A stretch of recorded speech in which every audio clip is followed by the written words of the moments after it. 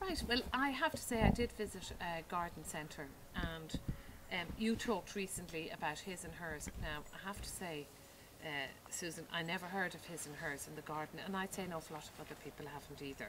But I came across this called the Pernettya mix or something. Pernettya? Pernettya mix. Pernettya yeah. mucronata.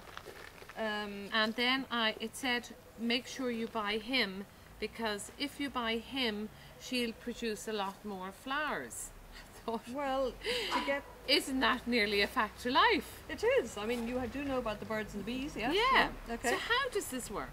It means you have male flowers on these, you have female flowers on these. Now this must flower at a different time. No, they have to flower at the same time.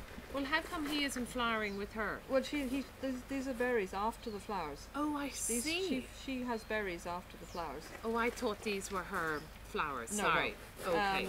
It's probably because we've got white berries, a white flowered Yeah. variety. No, they've got to flower at the same time. This will have male flowers and this will have female flowers. Right. So the little bee or whatever, or the hoverfly will go buzzing along, go, ooh, I like this flower. He collects some pollen. Then he goes to this one, he goes through, and he leaves the pollen behind. Isn't and that fertilises extraordinary? the flower, and she produces berries. Isn't that fantastic?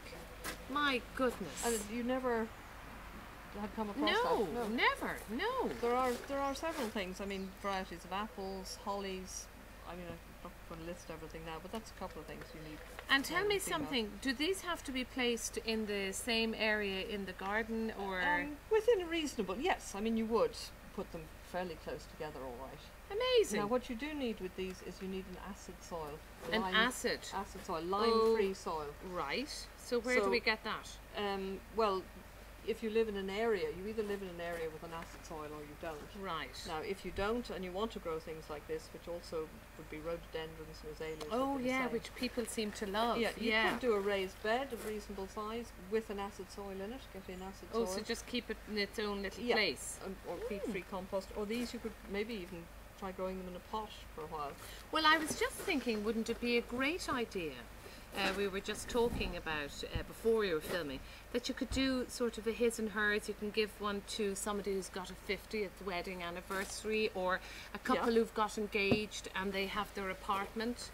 You could arrive with them both potted up and have them side by side, or do you know what I mean? I know what you mean. Yes, it's exactly. It's just so different. I mean, an awful lot of people wouldn't have a clue. If you arrived up to a young couple and said, "Well, actually, here's his and hers," they'd say, "Oh my God, what is she talking about?"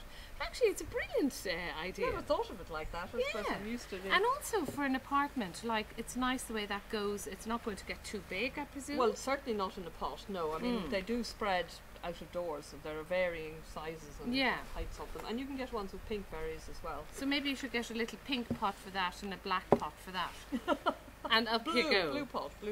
So and it'll give you flower when. Oh gosh, they're flowering sort of summertime. Right. They'll be flowering in the summer, and then berries for the autumn through the autumn berries, early to late autumn. Lovely, really and nice. They don't need much pruning, a light trim over if they're getting a bit big or bushy or anything. Right, lovely, brilliant.